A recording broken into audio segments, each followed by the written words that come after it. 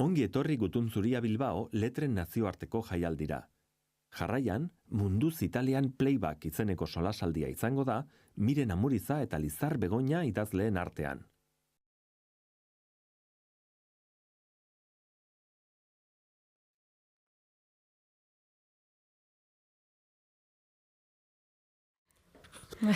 Arratzaldeon.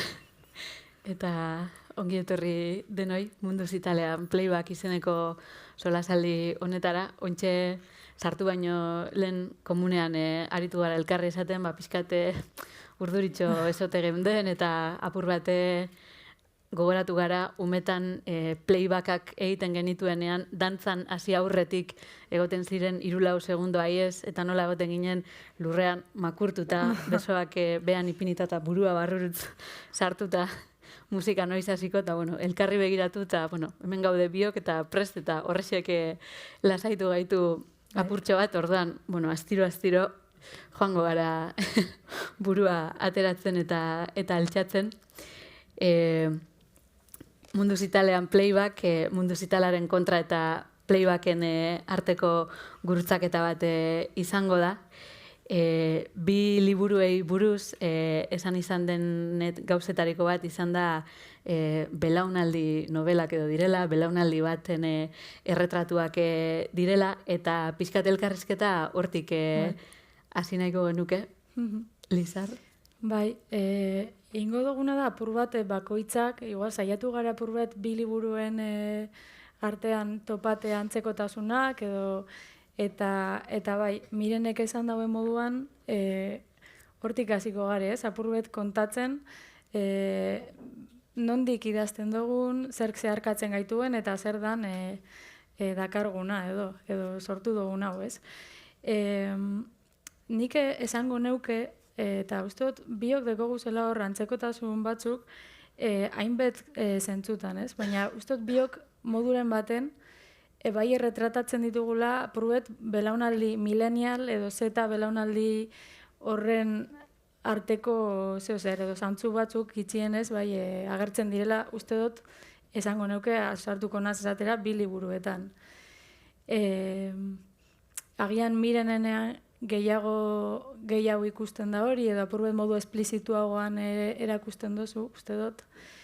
Nire kasuan, uste dut, esaten irakurri dudanagatik, millennial belaunaldia da gitzi gora bera justo ni jaio nintzen urtera arte, 96 arte. Eta zeta belaunaldia azten da hortik aurrera, ez? 96tik, ez dakit nos arte esan.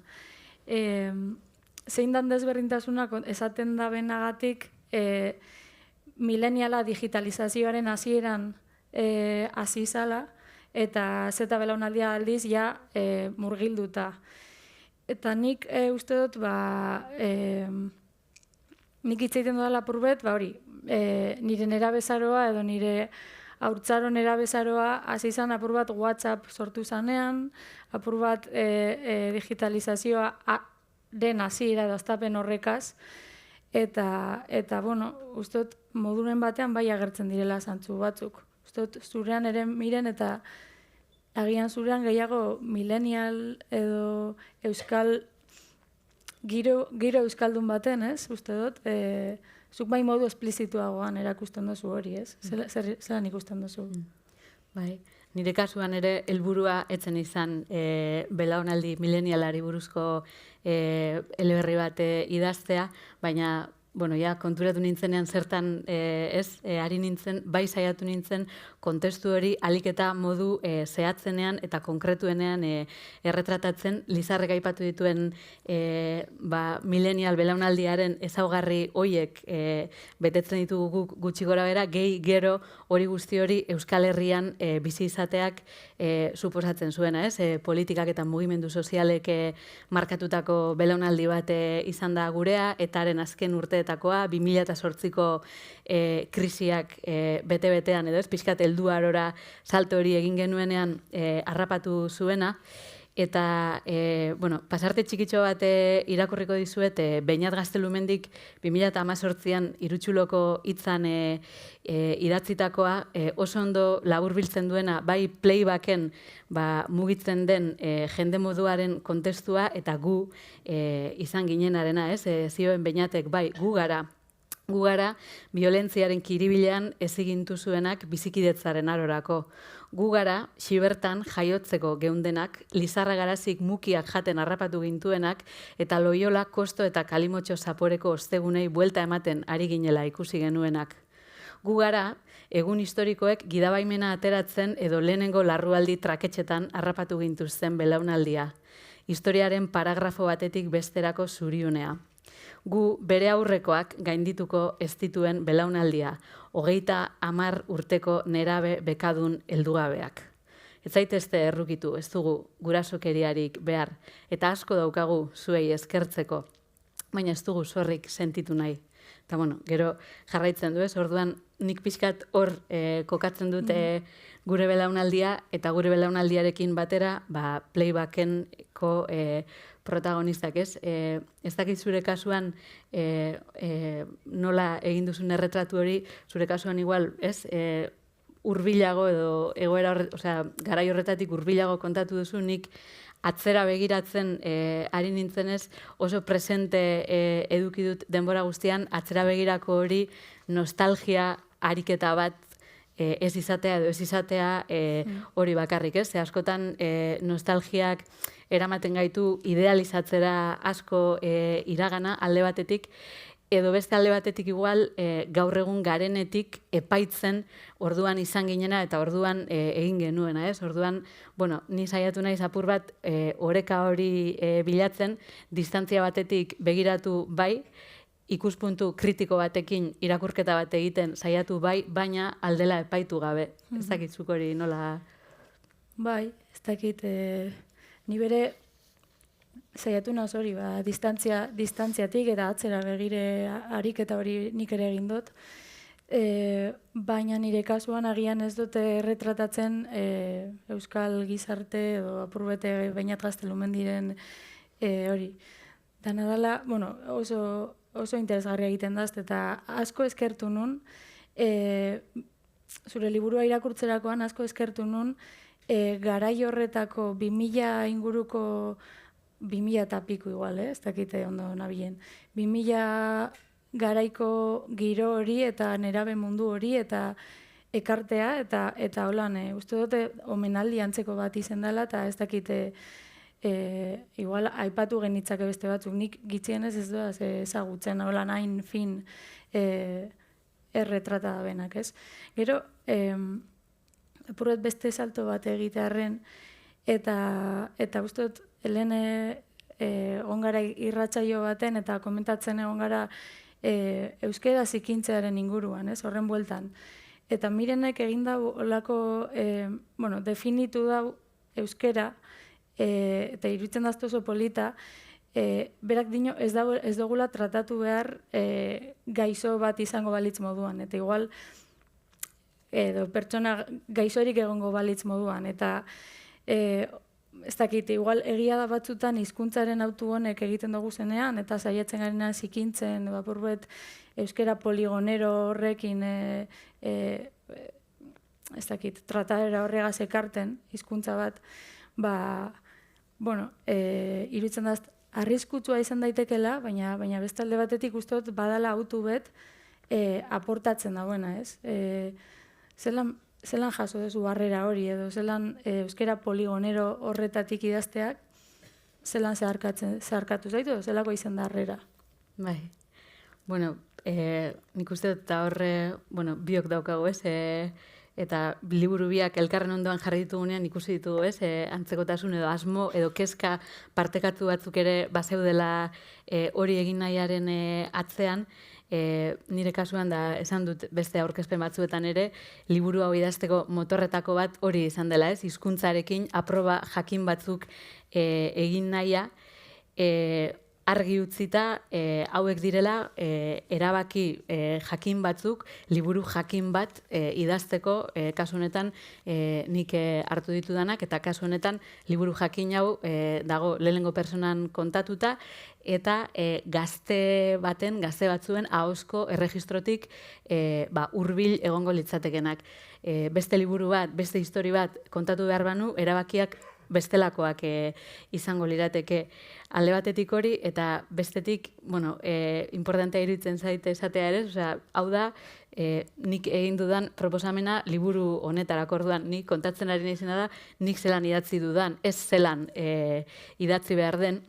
Eta azpimarratu egin nahi dute hori, ze behin Bea Egizabal klounari entzun nion bakarrizketa batean, ez? Nola azentuak behar den lekuan ipinita hitz egiten dugun pedigridun euskaldunok, konplexu dexente eragin diegula dagoenekoia, ez? Gureak ez bezalako sukaldeetatik datozen idazle, bertsolari, antzesle eta barrei, orduan, hau da era bat, egiteko era bat, baina ez du nik honekin orokortu nahi eta gutxiago irakatsirik eman. Orduan, hau esan da, eta pentsatzen dut gero ere aterako dela elkarrizketan, ez? Bai zure kasuan, bai nirean, biok aipatu dugu, ez? Panza de burro liburua, Andrea Abreuren liburua iritsi zenean, nola, ez? Errotak martxan jarri zizkigun horrek, eta geure artean, zenbat aldiz hitz egin genuen, eta eztabaidatu genuen horri buruz, eta galdetzen genion geure buruari, ea egin ote zitekeen Panza de burro euskeraz, bai, ala ez? Eta kasu horretan, zuetako askok ere irakurrita eukiko duzue liburua, Andrea Abreu kanariarra da, orduan irakurri baduzue liburua oso, badakizu ez, oso ahozkotik gertu dago idatzita, hitzak janda daude, laburdurak, ortografia ere oso modu malguan hartzen du, orduan nik esango nuke bere horretan irizpide horiek euskarara ekartzea momentu honetan ez litzatekela bideragarria izango. Alde batetik komunikatiboki, ez? Andrea Abreu kanariarra da, baina kanariar irakurle edo idazle baten gandik Zamorako, Andaluziako, Galiziako, berdin zait, erdal irakurle baten gana dagoen distantzia X izango da, honen beste, gure kasuan adibidez, mendebaldeko idazle baten gandik, ez ja siberutar baten gana, baizik eta euskalkirik ez daukan euskaliztun baten gana dagoen distantzia beste bada, ez? Handiagoa da, orduan komunikatiboki ja ez litzateke eraginkorra izango, gehi aparte eta lehen ere, ez? Elkarrizketan hori atera da, hizkuntza, ez? Diglosiko batei buruz ari garenean dagoen moduan egonda euskara kontraproduzentea izango litzatekela, ez? Apurdura horiek hainbesteraino eramatea. Horrek esan nahi du ez dagoela mugimendurako margenik? Ez, eta horretan nik uste dut zuta biok horretan saiatu garela. Nire kasuan lexikoarekin malgu jokatuta eta sintaxiarekin zorrotzago izan da, eta gero sonoridadea bilatuta gauza asko geuretuta ditugun espresio asko, inglesezkoak, gaztelerazkoak, idatzita esaten ditugun moduan, ez? Zure liburuan ere hainbat horrelako daude, ez? Excuse me, a kiosk near here, esanaz iristen da protagonista benidorrera. Nola landu duzu zuke? Bienvenidas y bienvenidos a Gutun Zuria Bilbao, Festival Internacional de las Letras. A continuación tendrá lugar la conversación titulada Tapar el ruido que hacen las ratas cuando me corren por dentro, entre las escritoras Sabina Urraca y Rosario Villajos. Ongi etorri Gutun Zuria Bilbao, letren nazioarteko jaialdira. Jarraian, Tapar el ruido que hacen las ratas cuando me corren por dentro izeneko solasaldia izango da Sabina Urraca eta Rosario Villajos idazleen artean. Aipatu izen dugu, ez?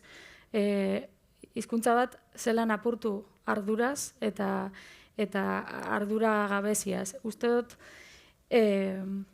hori, euskeraz, hori, ahozkotik dakargu zen forma horrek interesgarria dela holan ekartea, ez? Eta igual, alba dugu zorain proiektatu argazkiak? nik ere nahi nuen iruditegi bat nahi nuen sortu, eta nahi nuen ekarri apur bat Benidorreko giroa, ez? Eta hau idatz nezakeen apur bat asko galdetu dira, zergatik Benidorr. Eta nik nahi nuena egin zen leku oso simbolo, turismo masiboaren simbolo bat, iruditegi hauekin, ez, hauek dira Martin Parr argazkilariaren irudi segida bat, eta nik erretratatu nahi nuen eszenografia hau zen. Baina zelan egin hau, euskeratik, ez? Osa, niretzako euskera gai izan behar da ere bai horrelako iruditegi bat ekarteko, ez bakarrik, ez dakit, nik kokan ezaken Donostia baten, edo nire herrian bertan sopela baten, baina nahi izan nuen hau erretratatu eta modurik estremo edo muturrekoenean, eta hau izan zen nire autua. Orduan, iruditzen da garrantzitsua aipatzea eta errepikatzea hau egin dodala giro masa kultura giro baten eta ekarrituan erreferentziak izan daitezkeela pop edo espainolak edo erdaldunak eta bar, baina euskeratik. Eta hori uste dut hori dela, ez? Zergatik hau ezin daiteke egin euskeraz eta euskeratik. Nik bestela gaztelaniaz edo inglesez ere idatz nezakeen eta agian jende gehiagorengana iritsiko litzateke, ez? Baina hau izan da nire autua eta eszenografia hau edo hemen kokatzeko egin behar izan dudan hizkuntzaren trataera ere bai izan da horrelakoa, ez? Eta zer erantzun jaso zenuen bueltan?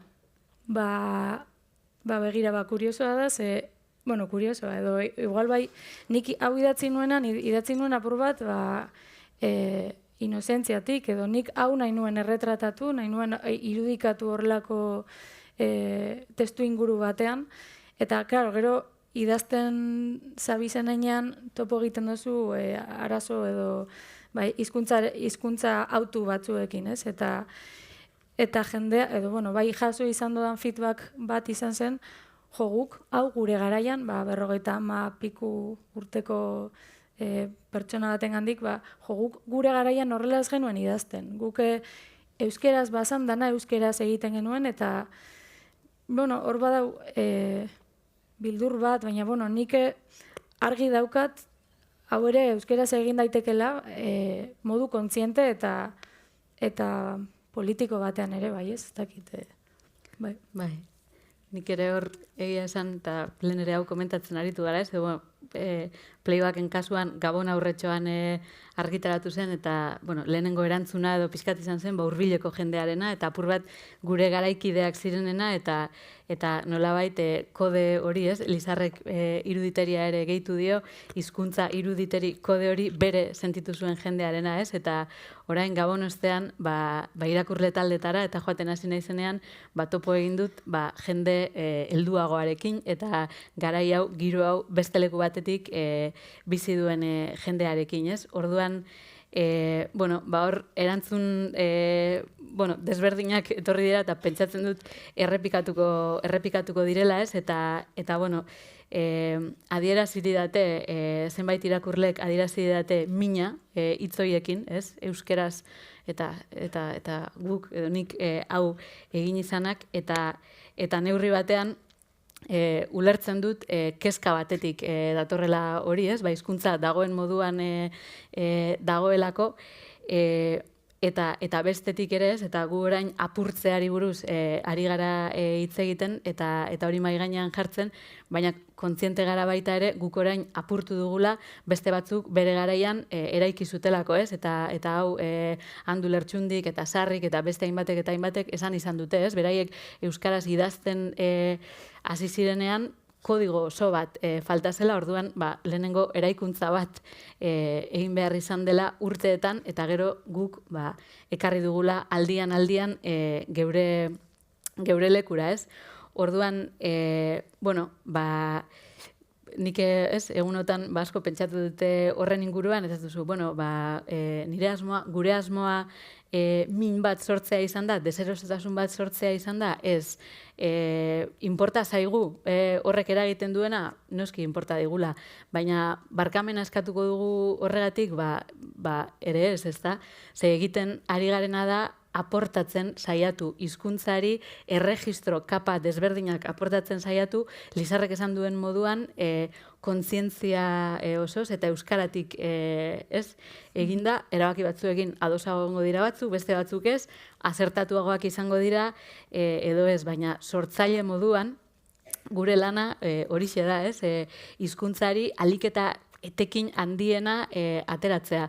Gero beste kontu bada, sortzaileek hori lasai xamar egin ahal izateko, beste estruktura mota batzuk sendo egon behar direla, ez? Hizkuntza politika sendo bat behar dugu, hezkuntza politika, administrazioa, komunikabideak, hor jakina jarri behar da indarra, guk ere gure ardurak badauzkagu horretan, baina idazle eta sortzaile moduan, ez? Guri dagokiguna, ahal dugun neurrian eta kontziente izan da ez, egoera zein den, askatasun hori pixkat bilatzen saiatzea. Bai, guztiz ados horregaz. Gero, egingo dugu beste saltotxu bet, eta nahiko neukez aipatu bi liburuetan igual dagoen figura bat baserriarena. Baserriaren figura, eta igual ez da figura garrantzitsu bat edo zentral bat, baina biok dekoguna, eta igual bilatzerakoan bion arteko hori agertu dana, ez? Ez dakit, zuzu hasi apur bet kontaten baserrian, eta gero zelan zure liburuan bai agertzen da, traman zehar, fondoko paisaia bat elez, ez? Ez duzu hitz egiten igual baserriaz modu zuzenean, baina zelan edo zergatik edo nondik idatzi dozu hori. Nik uste ez dakit, eta uste horretan biok ere, oso geuk bizi izan dugunetik hurbil idazten dugula, eta nik ere nahi gabe, edo nahita ez dakizen bateraino, baina hortik idazten dut, orduan, nik baserriarekin daukadan harremana, eta uste hori partekatzen dugula, nik neure sentitzen dut baserri mundua, baina nien naiz baserritarra. Orduan begirada horrek eduki ditzake abantaila batzuk eta desabantaila batzuk, ez? Distantzia bat edukitzeak edozein kontestutatik eman diezazuke lehen esan duguna, ez? Ikuspegi kritiko bat, edo gauzak kanporatxoagatik ikustea, baina baita ere inposturan jausteko aukera gehiago eduki ditzakezu, ez? Kasu honetan baserria ari gara, ez? Baserria esaten dugunean zertaz ari gara, ez? Ari gara familiaz, ari gara egitura sozialez, egitura ekonomikoez, ideologikoez, emozionalez, ez? Idiosinkrazia oso bat dago hor. Orduan, nire kasuan bai basan eta bai hemen kontestua markatzen du, ez? Baserri mundu horrek, basaren kasuan Sabinarentzat, hor zegoen familia egiturarentzat, ez? Bizibide esklusiboa iaia izan handakoa zen baserria, playbacken bigarren mailako zerbait da, pertsonaiek beste lotura bat daukate, eta ikuspuntu oso desberdina zen, ez? Sabinarena zen denaren gainetik horri eutxinaia eta horre eutxinaia, eta ostera kasu honetan hemen Joneren kasuan alde egin nahi du hortik, ez?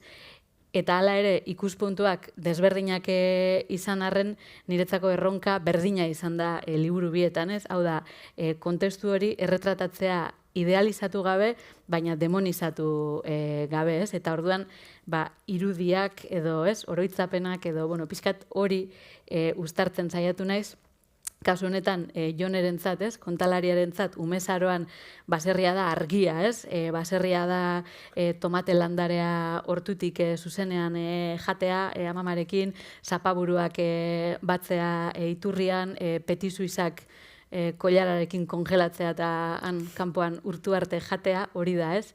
Haurtzaroan, argi horiek dira, eta osteran erabezaroan itomena da, ez? Baserrira da, kaletik etxera oinez joan beharra, kobertura harrapatzeko telefonoa zagarrondoan eskegita utzi beharra, eta zain egotean SMS bat noiz sartuko, baserria da, txenoaren posterrarekin idi bustarrien kuadro satar bat tapatu beharra, orduan, bi hoien arteko, nahazte hori, ez? Nere Ibarzabalen Bar Gloria liburuare pentsatzen duzuetako askoke ezagutuko duzuela, eta berak ere gero asko hitzein izan du horri buruz, ez? Kasu hartan, herriaren eta hiriaren arteko dikotomia hori agertzen denean, histori beraren barruan, barriskua egon daitekela, ez? Baserri mundu hori eta batez ere umezaroarekin lotzen dugunean, oso bukoliko geratzeko, ez? Baina berak aipatzen zuen, ez? Nola begia jartzen zuen berak asko horretan, ez? Paisaia aldaketa horrek zelako inpaktua eduki dezaken norbanakoengan, kasu honetan familia bat, ez? Baserritik kalera taberna batera jaisten denean, ez? Hor mugitzen den guztia, playbacken kasuan, distantzia laburrago eta, baina baserritik kaleko bizimodura ere, hor dagoen aldaketa hori, naturarekiko harremanaren galera hori, pixkat hori guztia badago hemen, eta zure liburuan ere, Lizar, hainbat pasarte daude, umezaroarekin lotutakoak asko, eta nolabait iradokitzen dutenak baita ere talka hori, ez? Jatorriaren eta dakargunaren artean eta identitate propio bat, espazio propio batzu bilatzearen artean, nola eraiki duzu zuk hori? Bai, nire liburuan ere badeko, hainbat biderre agertzen da, baserri baten edo olako leku baten protagonistan oroitzapen batzuk, eta nire kasuan baserri figurak balio izen daust kontatzeko apurbet, lehengo baserri baten trinkotasuna, hor baneukan paragrafo bat, saiatu naz lehen bilatzen ez topa, baina baserri bateko altzari gogor eta potolo horrek, ez, trinkoak eta pisutsuak zirenak, eta gaur egungo likidotasunarekin apurbet alderatu. Gaur egungo Ikea, gaur egungo apurbet kontraste hori, ez? Eta honekin zer esan nahi dut, eta lagun batek ekarri zidan erreferentzia, ez naz, ondo gogoratzen, baina hor kontatzen zuen zelan dagoen salto bat, beste belaunaldien, aurreko belaunaldien, edo apurketa bat, ez? Aurreko belaunaldien pentsamoldetik gurera, edo zeta, edo millennial, edo berdin zait ze belaunaldira, baina badagor, nik uste dut badagoela hor arrakala bat. Eta nik adibidez liburuan maitasunaren gaiari heldu diot gehien bat, eta apur bat hitz egin dut maitasunari dagokionean, baina uste dut estrapola daitekeen gai bat dela, ez? Aipatzen ditudan, liburuan aipatzen dudan triada bat da, etxea, familia eta ezkontza. Eta nolako, hor sortzen zen pentsamolde bat, epe luzera begirakoa, altzariak betiko izango, ez? Betikotasun bat altzarietan, eta gaur egungo likidotasunarekin kontraste egiten dauena. Gaur egungo altzari harinak, ez dakitzen batero aldatzen ditugunak, arropak, maitasunak, nola bizi dugu gaur egun, belaunaldi berriek nola bizi dute maitasuna. Nik uste dut hor badagoela salto bat, eta agian ausartegia izaten ari naiz, por bat dena generalizatzen edo orokortzen, baina esango nuke edo nire intuizioak esaten dit badagoela salto bat. Maitasuna nola bizi dugu gaur egun, ere bai modu apur bat arinagoan, Tinder moduko plataformez inguratuta, ez dakit, ustut horrekin, eta baserri figurak, itzultzen apur bete horretara, eman dit aukera hitz egiteko bi belaunaldien pentsamoldeen inguruan edo, esango neuke. Hain zuzen, bi ikuskera aipatu dituzu, eta bi ikuskera horiek bi ahotsetan gorpuzten dira zure liburuan. Kontalari bat daukagu, gure belaunaldikidea edo izango litzatekena, izenik ez dakigu. Gero Pilar daukagu, Pilar bere aizpa, kioskoko uniberso famili guzti hori, nola egituratu dituzu bi ahots horiek eta bakoitzaren mundu ikuskera?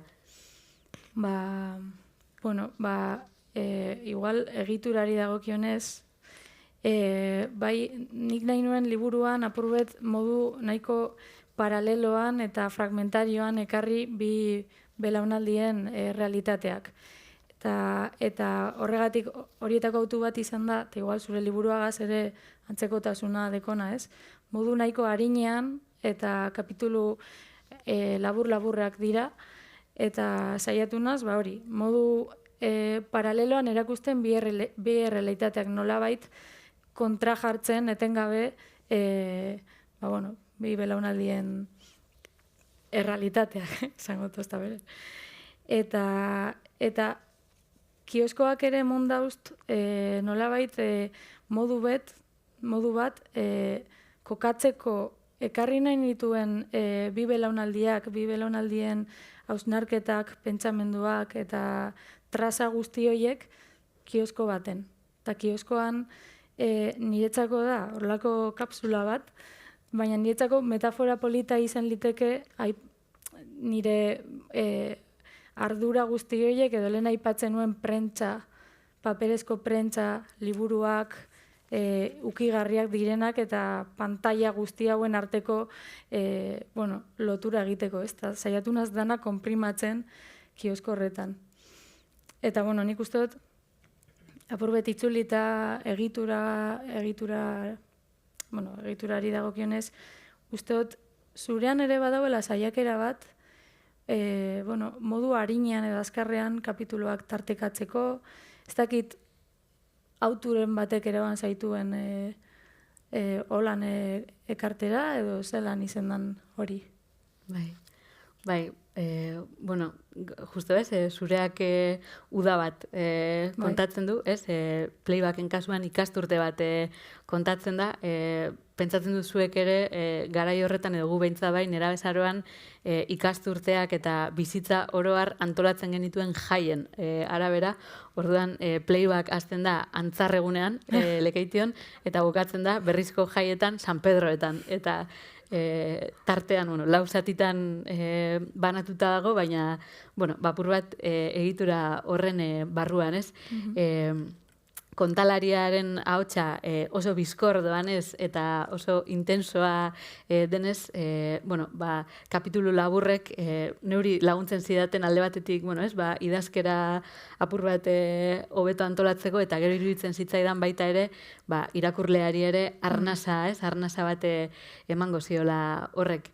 Gero, ez, zuke aipatu duzu, zure liburuaren kasuan, belaunaldi artekotasuna da, ez, bi ahots hoien Pilarren eta kontalariaren arteko muga esango dugu.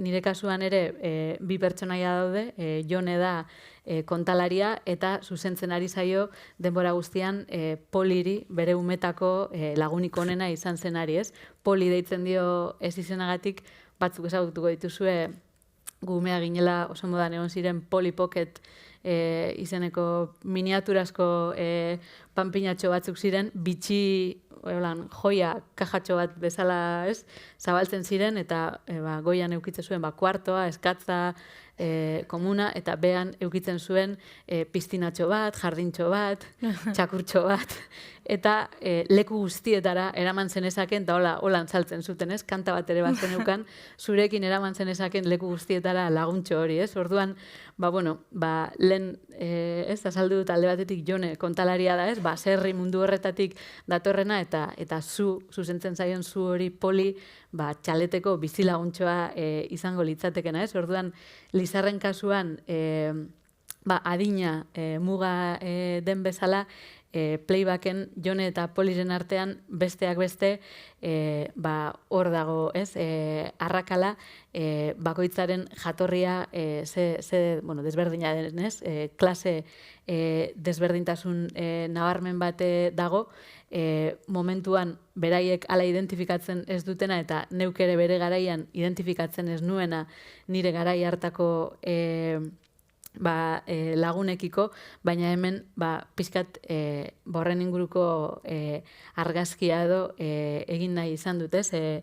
Ez dakite zuri umetako lagunen umetako gelak esan da zer etortzen zaizun burura, nik gerora asko pentsatu izan dut horren inguruan, ez? Eta niri iruditzen zitzaidan, gutxi gora bera denok eskola berdinera joaten ginen, ez? Gutxi gora bera denok antzera jasten ginen, denok antzera jaten genuen, telebistan gauza antzekoak ikusten genituen, iruditzen zitzaidan baldintza berdinetan jokatzen ari ginela denok, baina orduan ni nintzen konturatzen adibidez, nik gela propio bat neukala eta gelan mai bat etxeko lanak egiteko, eta beste batek igual gela konpartitua zeukala, edo etxeko lanak sukaldeko mailan egiten zituela, edo etxeko lanak liburutegian, edo etxeko lanak portalean, ez? Eta horrek guzti horrek nola markatu gaituen bakoitza, denbora garrenera ikusi dut, ez? Orduan, Jone eta Poli ere beste gauza askoren artean bereizten ditu horrek, ez? Orduan, alde horretatik eta nire hori importantea iruditzen zait, ez bakarrik bi pertsonaia diferente jartzea elkarrekin dialogoan esango dugu, berdin da adinagatik, jatorriagatik, baizik eta zirkustantziak esplikatzen saiatzea, zergatik da bata den bezalakoa, eta zergatik da bestea den bezalakoa, ez? Orduan, korapilo horretan, eta zuk maitasuna, ez?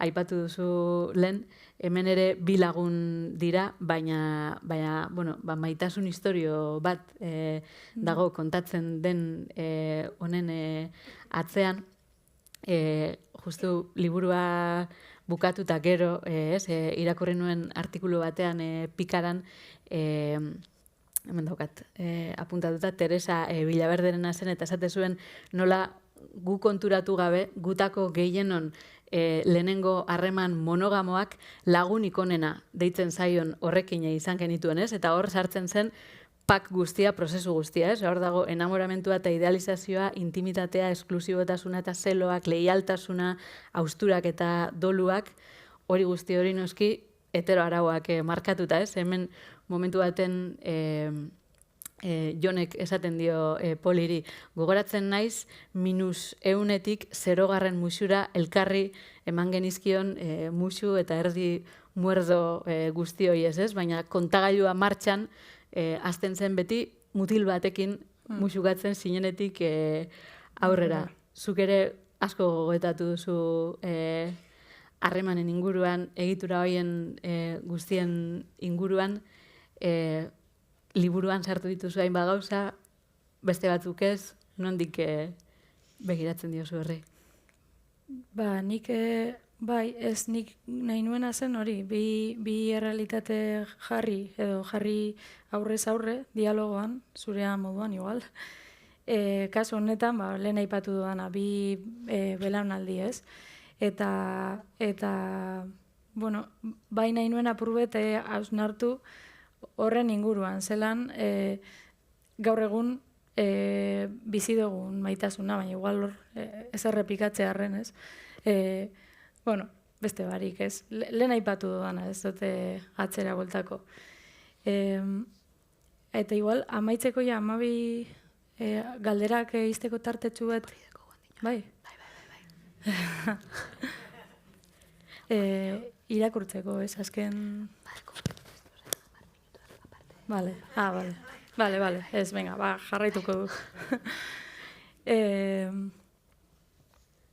Ez beste barik, nik nahi nuen apurbet ekarri hori, ez, eta apurbet horre badeko eszena batean ere zelan paseatzen dan, nahi nuen apurbet irudikatu, eta hauzuk esan dozunarekin lotuta. Musu bat noiztik aurrera azten dan kontatzen. Nik ere hor badaukat beste irudi bat Benidorreko pasealekutik eta ez dakit irudia zelan zan, baina heteronorma nola paseatzen da Benidorreko pasealeku batetik, ez? Eta ez dakit iruditu zitzaidan irudi nahiko potentea eta imaginatzen duzu Benidorreko pasealeku, ez? Etxe horratz handi horrek, hondartza beteta, eta denak gara norma barruko jendea, eta kiosko batetik nola ikusten dan hori. Eta, bueno, zan nolabait kritika txikitxo bat, edo irudi bat, eszena bat, nahi nuena, ekarri edo irudikatu, ez?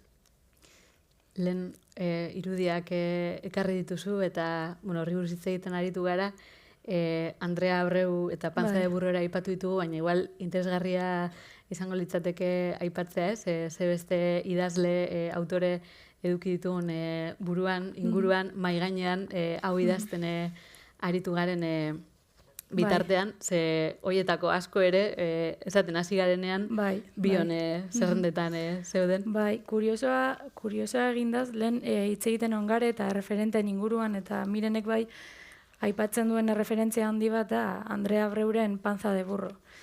Eta ez da kasualitatea nik ere referente berdinetik edan izana.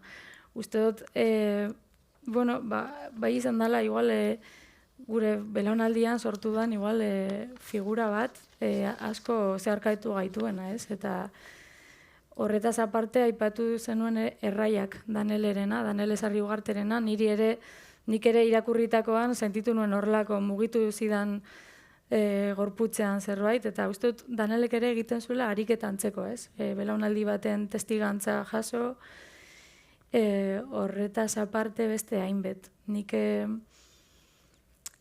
liburua idazten ibili nintzen artean, beste eskuartean neukan liburu bat izan zen Irene Solaren Kanto yo y la montaña baila, uste dut beste gaur egun ez dakit, famatu egin den beste idazletako bat. Eta horrek, nik biok partekatzen ditugunak uste dut horrek direla. Beste hainbet, eta beste pelikulak eta musikan ere beste zure kasuan. Nondik elikatu zara, edo? Nik ere hortxe, Andrea Abreu aipatu dugu, eta baina etxekoak ere, Danele eta erraiak, uste dute, ez, gero denbora garrenera apaldu egiten dira, baina bere momentuan erraiakek euskal literaturan suposatu zuena, uste dut behin eta berriro maira ekarri beharrekoa dela, ez bakarrik ez, Lizarreke aipatu duen moduan, erretratu bat egiten zuen gure belaunaldiarena, gure giroak, egoera sozioekonomikoa, aisialdia, mundu ikuskera, harremanak islatzen zituen ikuspegi oso kritiko batetik gainera, oso subversiboa izan zen, gaur egun igual, gauza asko entzutera ohituago gaude eta ez da berdina, erraiak gaur egun edo erraiak orain 10 urte eta euskal literatura eta euskal gizartea orain 10 urte zena izan da eta liburu ark suposatu zuena, ez da berdina, baina nik esan izan didatenean playback eta mundu zitalaren kontra ere erraiaken lehengusina txikiak izan daitezkela, pos handia da hori.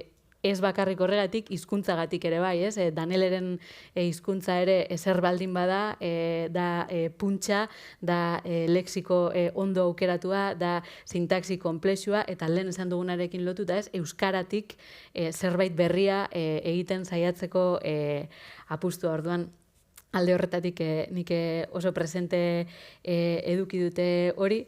Baita ere, Uxue Alberdi eta Uxue Alberdik ere aipatu izan du nola berak liburu desberdinetan eta forma desberdina emanda, baina alegin esplizitua egin duen ahoskotasuna ekartzeko idatzira, ez? Hor dago Dendaostekoak liburua adibidez, hor kontalariak Izaskun eta Mari Jose dira, Elgoibarko euskal hiztun bi, eta importantea iruditzen zait hau ekartzea ere, ez? Ze askotan ahoskotasunaz eta ahoskotasunaren, deitzen diogu, pintzeladak edo puntxa edo kolorea, ez? Aipatzen dugun hori, eta jotzen dugu automatikoki pentsatzera hori euskaldun zaharren euskaratik bakarrik ekar dakiokeela, ez? Orduan, nik uste dut, jakina, euskalkietatik aportatu dakiokela asko, ez? Euskara batuari, baina periferikoagoak izan daitezken beste leku batzuetatik ere bai, ez? Hor, Irati Jimenezek begiak zabalduko zaizkizue saiakeran, aipatzen zuen mendebaldeko euskarak izan ditzakela mendebaldekoa konparatzen zuen ingeles yankiarekin esango dugu eta batua ingeles britanikoarekin, ez? Orduan, kutsu yanki hori nik uste dut hori, ez? Bai noski euskalkietatik emandakiokela, baina erdialdeko euskara ez den beste edozein euskaratatik ere eman diezaioko asko, ez? Hor daude, Uxueren denda ostekoakeko bi kontalariak, ez dakit, hor dago Garazia Arrularen ipuinetako musika hori, doinu hori, orduan, bueno, askotan kanpora begira jartzen gara, baina, bueno, geu ere ez, ona iritsi baldin bagara, eta lehenera aipatzen genuen hori ez, elkarren gandik asko jasotzen eta elkarri oso begira ere bagaudelako da. Bai. Aipatu duzu, eta aurretik, aipatu ditugu literatura, zinea ere aipatu duzu, bion liburuetan aurkitu dugun beste antzekotasun bat izan da, kontakera sinematografikoari kinu batzuk egin dizkiogula momentu batzutan. Hemen txedokat. Erreferentziaz. Zurea, bai, a ber, hemen saltoka gabiltza.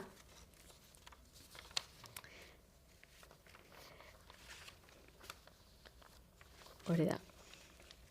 Bai, nik, playbacken momentu baten erreferentzia egiten du, kontalariak esaten du ez, VHS bat errebobinatzen atzera eta aurrera ari balitz bezala ikusten dituela, ez? Iraganeko pasarte horiek atzera aurrera zinta zuri horrekin nahasita, eta zuk ere 1000 autorretratu izeneko zatitxo horretan nola kontatu duzu? Nik hor ekarri nahi nuen ez dakit horria agertzen da hortik. Eunda zazpi.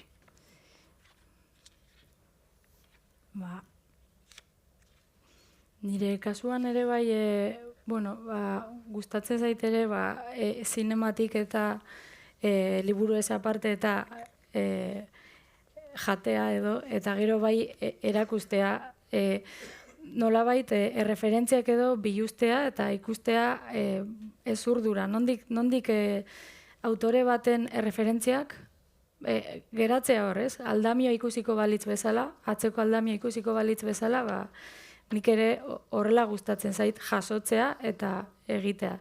Eta hor badago, Mirenek aipatu dauen 1000 autorretratu kapituluan, eta irakurriko dotolan laburtsua da. Sekuentzia zenbakia bat. Ama, aita eta amara sukaldean, Mahaia Laurontzat ipine ostean. Amaren lehen planoa. Traveling out kitchen. Irudia. Hirurak eskumako eskuez, koiarei eusten, sopa beroa eta fideoak darizkiela. Kamerari zuzen begira. Audio, intro Soul Kitchen, The Doors. Hor, azkenean gauzak esplikatzeko hainbet baliabide dauz, eta uste dut nire kasuan irudietatik ez dakit arte ikasketak edo eragina izan dabe, baina gustatzen zait irudiez hornitzea eta gehitzea beste geruza bat igual testuari, ez? Bai, ez bakarrik linguistikoki baizik eta, estenak sortzea, irudiak, eta iruditu zitzen den modu bat, apur bat mekanikoa ere izan zitekena irudi bat sortzeko. Eta bai, sekuentzia bat, eta kameraren mugimendua ere agertzen da, ez dakit, beste baliabide bat edo. Eta ez dakit... Bai, orain bai, ja. Bai, orain bai. Ailegatu gara. Igual polita izan daiteke bi estena horiek, bi estena horietarik batzuk, edo estena horietarik batzuk aukeratu eta elkarrenak irakurtzen amaitzea. Bai, aurkitu, lehen ibili gare Miren eta biok saiatzen olako pasarte txiki bategaz bukatzeko, ez? Eta topa dugu pasarte bat, igual belaunaldia apurbet irudikatu aldauena. Eta biok, justo dekoguz bi, uste dut polita izen leikela holan amaitzea, eta, bueno, zuk niretik ez. Ebintxe.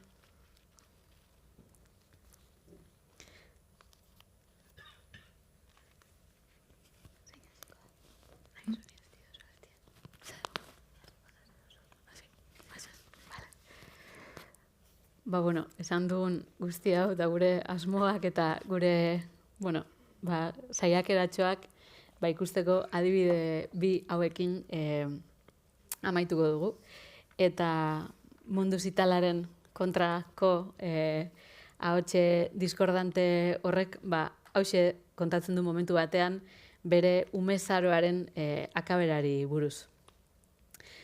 Sasoi hartako nagusitzearen kontrako erresistentzia erradikalaz ere akordatzen naiz. Gorroto nituen ikastolako nerabeen ahoetako txikle fuksiak, lurrera botatzen zituzten jumpers poltsak, aknea, kaleko edozein bankutan pipa jateko ohitura lerdo hori, korridoretatik egiten zituzten oihu lizunak eta haien izerdi usaina. Ingleseko akademiako sarreran ni baino 30 urte nagusiagoak ziren adolescente mordoa biltzen zen. Garai hartan, modan jarri ziren Nokia 3310etan SMS konprimatuak bidaltzen zizkioten elkarri gelditu gabe. Tekla lodiak antxia puntu batez, zapalduz. Beti sartzen ziren klasea hasi eta 5 minutu geroago, enituen aguantatzen. Espezien askante horretakoa izatearen beldur nintzen, baina egin nintzen. Ileak belztu eta bularralde lauan kono lauso bi hasi zitzaizkidan. Bikiniaren goiko partea jartzeko muga zeharkatzea gogorra izan zen niretzat. Hor ere enituen nire gorputzaren aldaketak onartu nahi izan. Eta igande goiz batean, hilekoa jaitsi zitzaidanean denboraren kontrako erresistentzia guztia pikutara joan zitzaidan. Klines multzo bat jarri nuen kuleroetan, eta enion inori ezer esan afal ordurarte. Afarian drama bat osatu nuen, negarrez, benetan negarrez.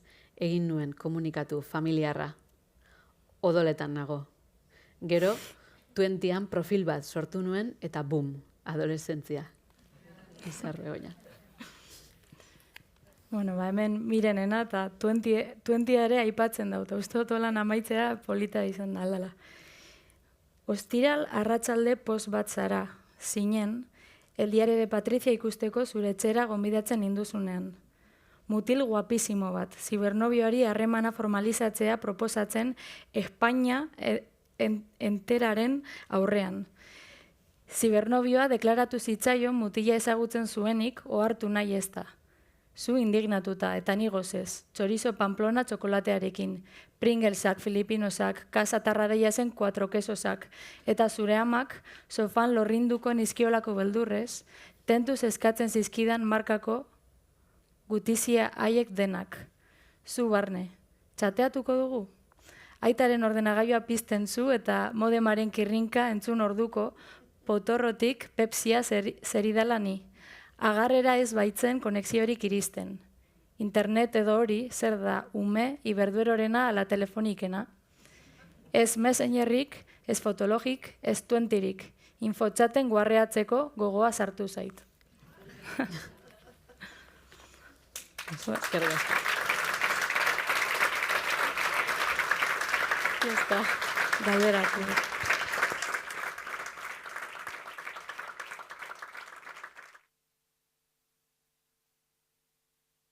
Bueno, ba. Orain, liburuak sinatuko dira auditorioko irteeran. Bai. Vale. Ez dakit norbaiteke orain badeko gutartetxo bat galderak egiteko edo norbaitek zeo zer badauka galdetzeko edo. Niri liburu bizak gustatu jatak sendo. Zein baino zein gehiago. Eta alde horretatik zorizona bizoriz, gustua emoten dau zuek irakurtzia. Galdera bana daukat. Lizarreri galdetu nahiko neuskizo, kontuan izan da poesiatik zatozela zure lehen gaztia izan arren ja, zure 3. liburua dozu hau poesiatik zatoz. Nahiko neuke jakin, liburu hau, novela izan da, alegin berezirik egin behar izan dozun, arnasa poetikoari eusteko, edo domatzeko, edo natural samar, komilartean, etorri zaizun hau. Hori da zuretzako galdera. Vale.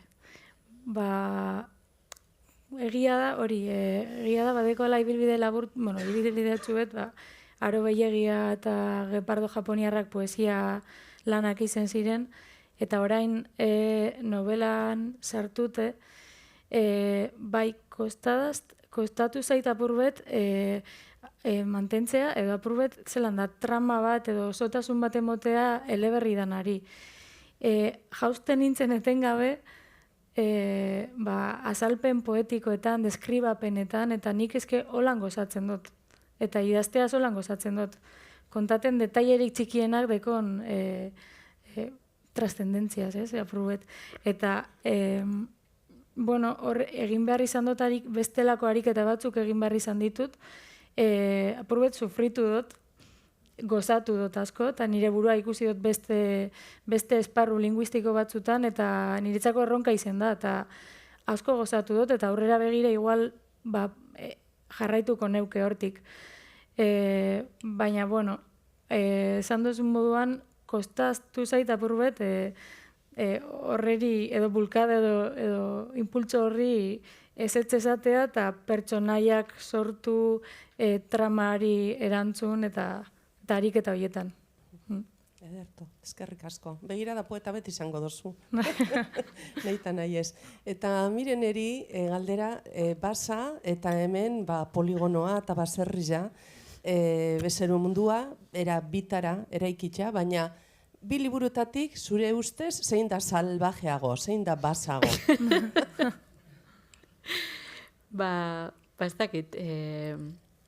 Ez dakit, diferente kontestu beraren barruan daude bi liburuak, naiz eta hori ez, lehen zandu dana ikuspegia diferentea izan, narratzaile biek daukate, ez, bulkada hori eta edozein momentutan lehertuko direlako zer hori izten digu, ez dakit, ez ditute konparatu alde horretatik, bai igual liburua, liburua oraindik argitaratu gabe, baina osorik idatzita zegoenean lagun min batek, txikitako lagun batek irakurri zuen, eta esan zidan, ondo liburua eta hori, baina esan zidan, eske honena da, playbacken kasuan, jende guztiak pentsatuko duela zu zarela bi horietako bat.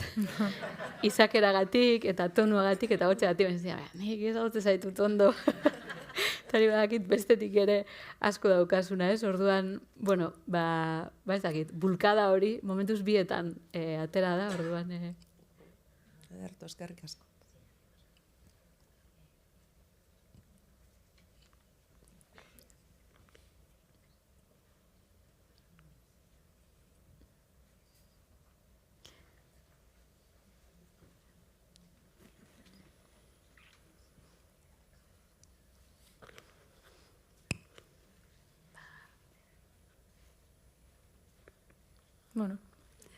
Igual ez dago galderarik, ez?